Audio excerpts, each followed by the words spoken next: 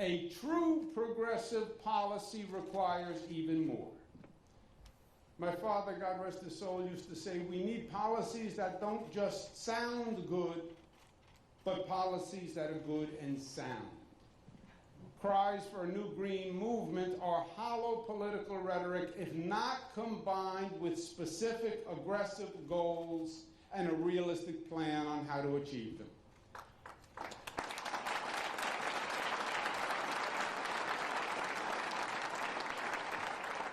And that is much easier said than done. But that, my friends, is the challenge for our great state of New York.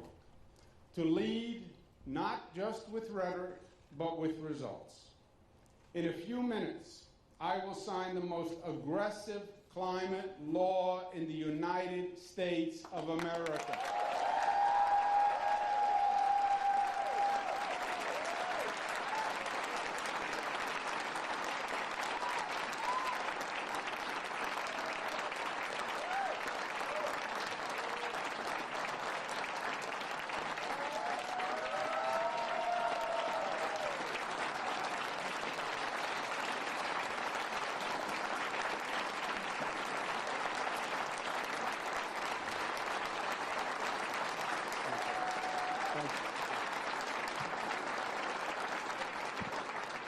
The New York State Climate Leadership and Community Protection Act requires that we achieve a cleaner, greener, carbon-neutral economy.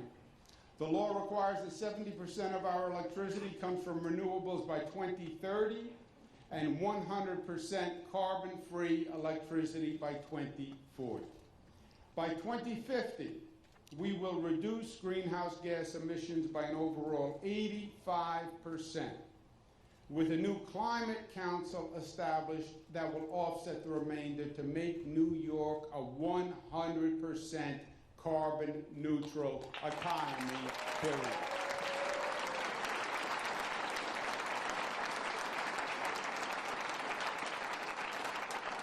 I want to thank all the people who worked so hard to make this bill a reality. I want to thank Vice President Al Gore and his organization for lobbying for this bill's passage. You did the right thing, and thank you.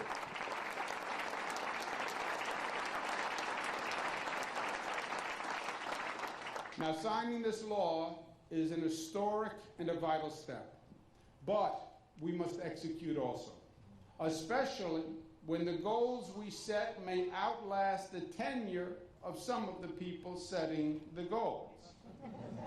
That is not to say that I don't intend to be governor in 2050. I do. But some of the other state officials may not be around. So government's challenge is to also implement the plan. Implement the plan today that will make those goals a reality tomorrow. And that is the art form, to develop a sustainable, achievable environmental agenda that does not disrupt our economy, but rather grows and enhances our economy. The Green New Formula must first set out an ambitious goal. Second, develop a realistic plan to reach that goal.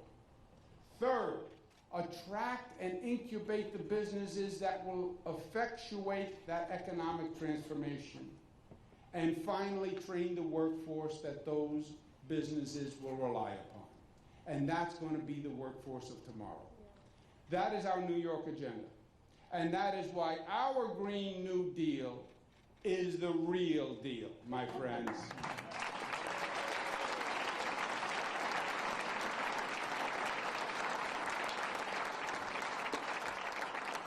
Today we signed the bill into law, and we announced major steps forward in realizing the goals set by the law. In fact, we're going to take greater steps forward today than any state has taken to date. We will lead the way in developing the largest source of offshore wind power in the United States of America.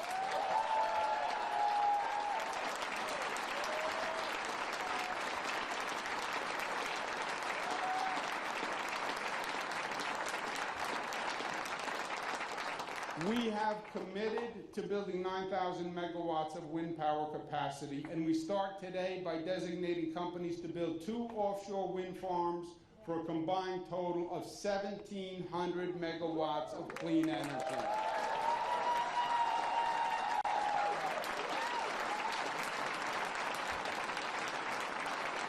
Now, 1,700 megawatts is enough to power over 1 million homes. For scale, the Indian Point Nuclear Power Plant is 2,000 megawatts. The first project is the Sunrise Wind Project. It's in an offshore area 30 miles east of Long Island. It will be developed by Ørsted, a Danish company, and Eversource. It will provide 880 megawatts feeding Long Island, and Long Island needs that power, and it needs it today.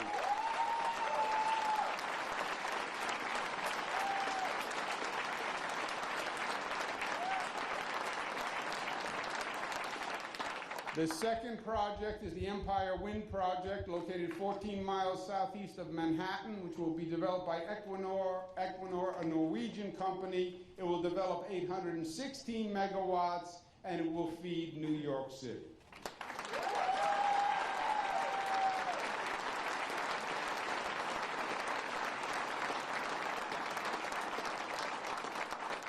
That is step number 1 and number 2.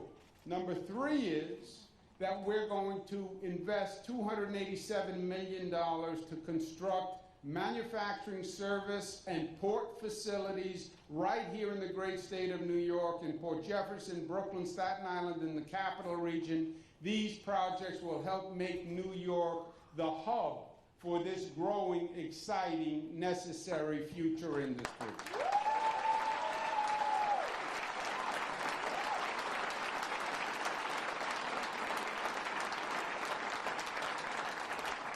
And in addition, New York will provide $20 million to develop a state-of-the-art wind training program for the most highly trained workers of tomorrow. Our own State University of New York, our SUNY system, will lead the nation in this new job training opportunity.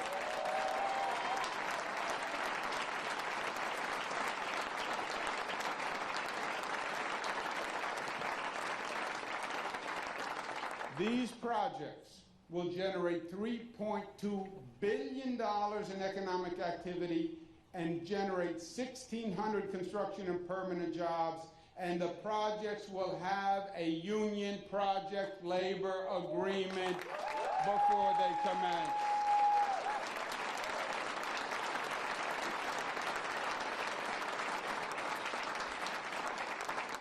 And these are not just proposals. They're not just ideas. We don't do that here in New York. Our agenda reflects the urgency. The agreements we sign today will start moving on these projects now. The port upgrades will begin in 2020. Construction of the onshore facilities will begin in 2022.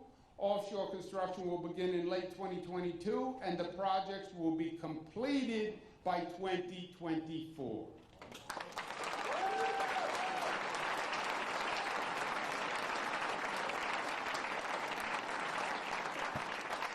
My friends, today we are true to the New York legacy, to lead the way forward, to govern with vision and intelligence, to set a new standard, and to match our words with action. We should all be proud. Congratulations to every person in this room. Congratulations to our Environment and Energy team, Commissioner Sagos and NYSERDA, and all the people who work so hard.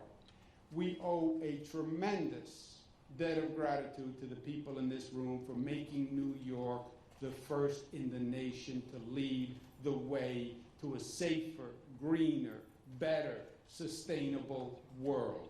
Thank you and congratulations.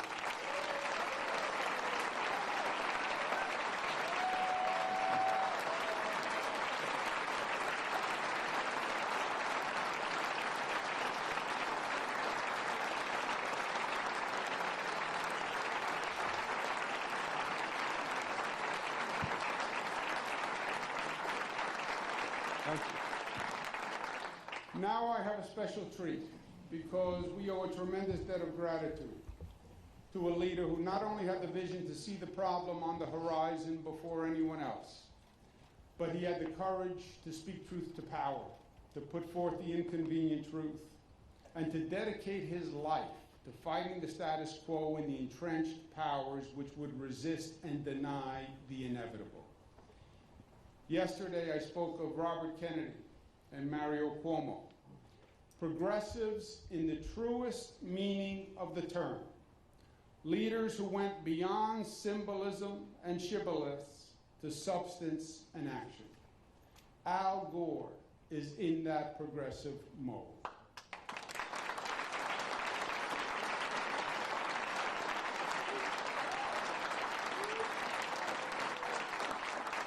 I have worked with many government officials all across the globe. A small handful have inspired me. An even smaller handful I would consider mentors. And only a couple would I consider historic greats. Vice President Al Gore is an historic great.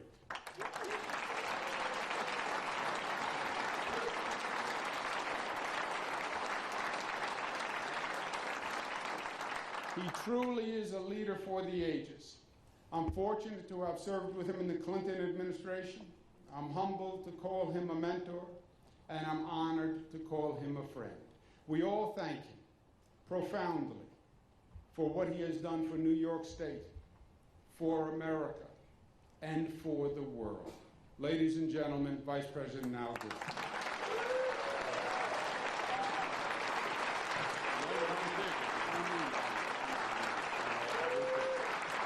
Thank you very much. Thank you, thank you, thank you.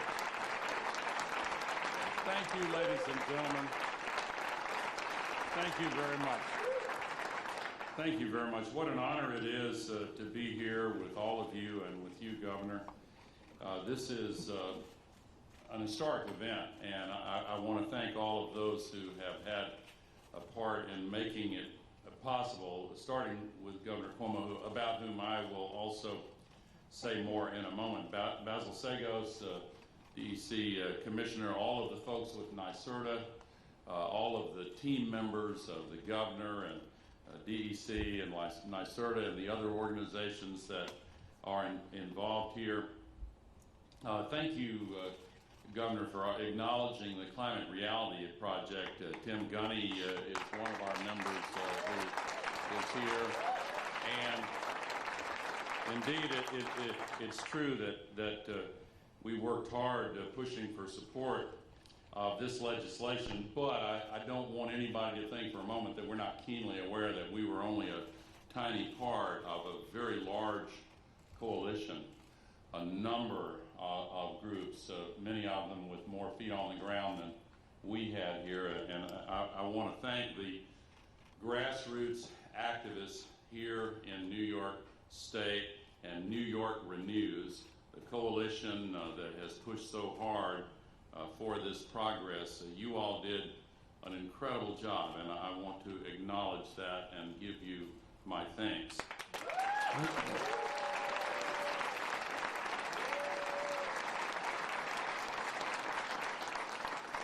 Personally, I'm real proud to have my son, Albert, here, and thank you for acknowledging him. He's part of this burgeoning clean energy sector of the economy, and I want to acknowledge with gratitude all of the companies that have played a role in helping to move this transition to carbon-free, safe, clean energy and the sustainability revolution that is creating so many millions of new jobs. The governor talked about all the jobs associated with these two amazing projects. Really, you combine them together, and it's the biggest offshore wind project ever in the history of North America. Quite an accomplishment. I'll come back to that in a moment. But we've seen solar.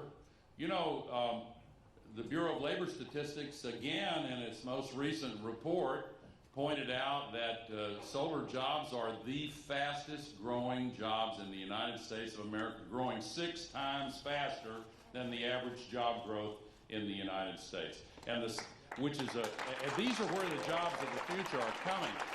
And the second fastest growing job is wind turbine technician. With these agreements today, they may, I don't know, it may change the order because and if indeed New York State does become, and you've got this great vision, Governor, of not just the transition to clean renewable energy, but also making New York State the construction and jobs hub for this fast-growing new industry of the future. This is really fantastic.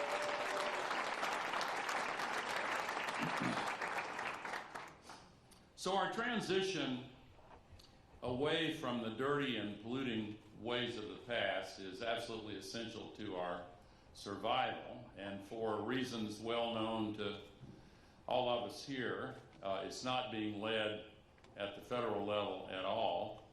But thank goodness it is being led by New York State and others that have joined with the leadership of Governor Cuomo. In fact, right after the current president announced that he wanted to pull out of the Paris Agreement, Governor Cuomo took leadership immediately and joined with former Governor Jerry Brown and Governor Jay Inslee, and they formed this fantastic organization which now represents 60% of the population of the United States of America. And when you add in all of the cities and now counties in the states that are not formally part of that agreement, you're getting way on up there as a percentage of the U.S. population that is not only formally committed to Paris, but committed to going farther than that agreement. And of course, it's always worth reminding people that the way the Paris Agreement was written, and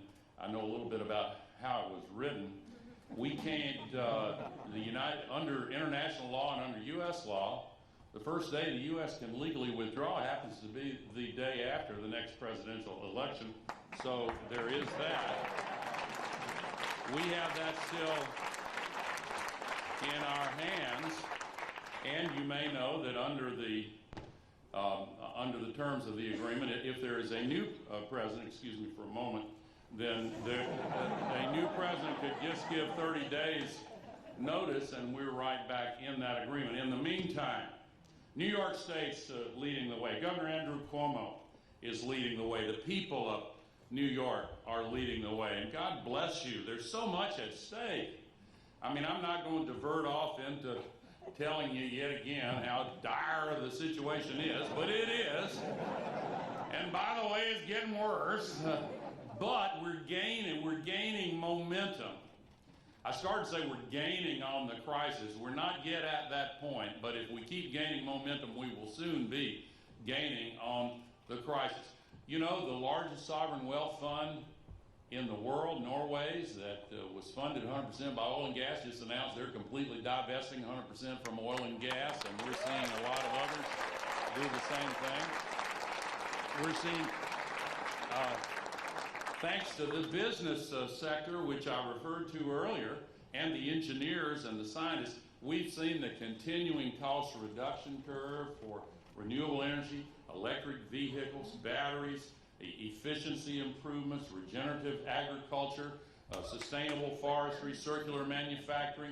Some of these sectors are moving faster than others, but we know what to do.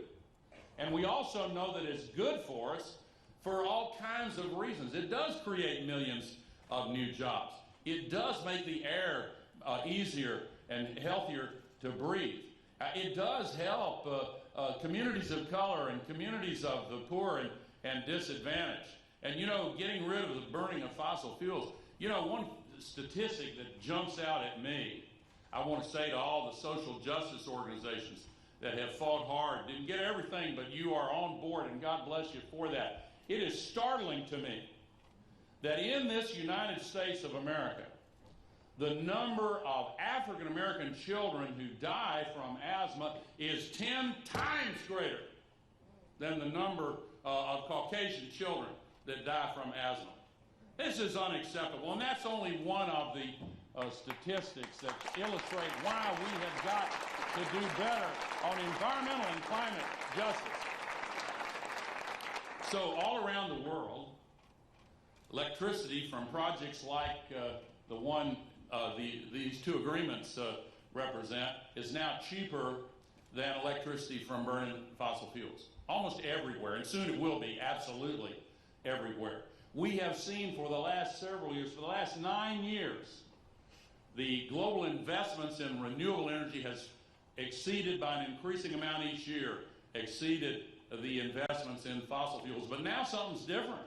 Not only are the vast majority of new projects solar and wind, now what we're seeing is existing facilities being shut down long before their predicted useful lifetimes have expired, because it's just so much cheaper to just shut them down and replace them with wind and solar. Florida Power and Light just announced they are closing 2 of their natural gas electricity generating plants and replacing them with a solar farm and a huge battery 4 times larger than the biggest battery today. Pacific Gas and Electric in California just announced that they are shutting down a massive natural gas generating plant with 2/3 of its useful lifetime remaining, because it's just so much cheaper now to use the sun and the wind. So we've got this going for us, and we've got the people saying we demand this, and the rising generation is demanding a better future, and as well they should, and we've got to respond by giving them a better future. And Governor Andrew Cuomo is responding, and he is fighting for the future. So thank you for that. This law, this legislation, we've got the 2 things, you know, they're both incredibly important. These agreements, this is really historic, but this legislation, I want to underscore the fact that this is the most ambitious, the most well-crafted legislation in the country. It is going to, in the words of some of the analysts, set a new bar. There are a lot of specialists in this area who really know what they're talking about. One of the most respected bloggers in this field, I think he's the best, but I'm biased because he's from Tennessee originally, Dave Roberts from Vox. He wrote about this legislation about being signed. This is the most stringent economy-wide carbon target in the United States in one of the most challenging states. It is a new benchmark, end quote. Now, that's from a non-biased expert who's analyzing this. The 100% clean energy by 2040 target here is the most ambitious of any state in the country. And the investments that will result also, including in disadvantaged and frontline communities, is also a real step forward. Now, so thank you. This is just a great day, in my opinion, because I have to acknowledge to you, I mentioned before, we're gaining momentum. The truth is some damage has already been done. We've got to be candid with people about that. More will be. But we still have a chance. We still have it within our power to grab hold of this crisis and to save the future. We know how to do it. We have the ability to do it. We need leadership. We need new policies. It's great to change the light bulbs, but it's much better to change the laws. We need laws and policies around the world. And if our beloved country, the United States of America, is now at the federal level in the hands of someone who wants to push in the wrong direction, as some analysts said, it's a mixture of malevolence and incompetence, and sometimes the incompetence wins out. But if they're trying to push in the wrong direction, those pushing in the right direction and helping us save the future have to be at the state level, at the local level, in the business sector, at the grassroots. So what you have here in New York State is the kind of leadership that our country and our world needs. Now, finally, these agreements on this wind project, this itself, I've watched these all over the world, and as I said, if you lump the 2 of them together, it's the largest new initiative of any state in the history of the United States, and almost twice as large as any other state, supporting all the jobs that you have heard about. And now, before I conclude, I want to put this also in context. This is not the first time that Governor Andrew Cuomo has stepped forward to provide leadership when it was most needed. I have watched his progress as governor. I've watched his initiatives as governor. And yes, as he said, we're friends. We've had a chance to work together. We've shared so many laughs and so many good times. I can't tell you about all the things we've laughed about together, but you would laugh too if I did. We really have become extremely close over the years. And I just want to say to you, Governor, I started saying Andrew, I just want to say to you, I'm proud to be your friend. I'm proud that you invited me once again to be here and to be present as you sign these agreements and as you sign this legislation. You banned fracking in New York State, and I congratulate you on that. Phasing out coal completely, right, just within a year.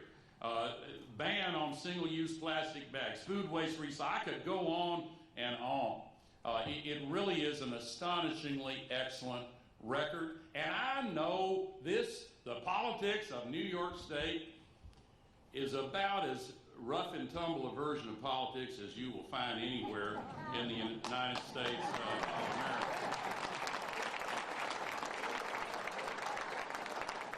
I know. I've had personal experience. I've run 4 campaigns in this state. And y'all get at each other and you slug it out and you say, no, this period has to go over here instead of, I get it, okay? But somehow, at the end of the day, this vibrant political culture that is so alive and well in this state yields up and produces results that since the days of Governor Franklin Roosevelt and even farther back have just astonished the country at how things get done. And this governor is making this state and this country proud. And believe me, this legislation and these agreements here today will capture the attention of people all over the world. So, ladies and gentlemen, it is now my honor to join with all of you in being a witness. I want to be a witness to the signing of these agreements and this historic legislation. Thank you, Andrew Cuomo. Ladies and gentlemen, we will now sign the agreements and the bill. Same here back after.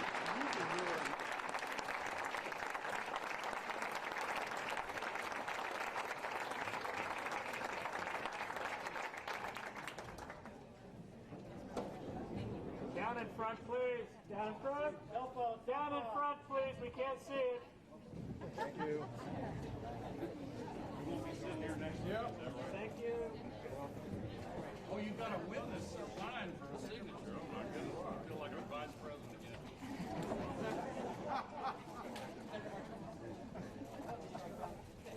Witness, please. Cell phone. Down in front. Cell phone down. Congratulations, the agreement is signed.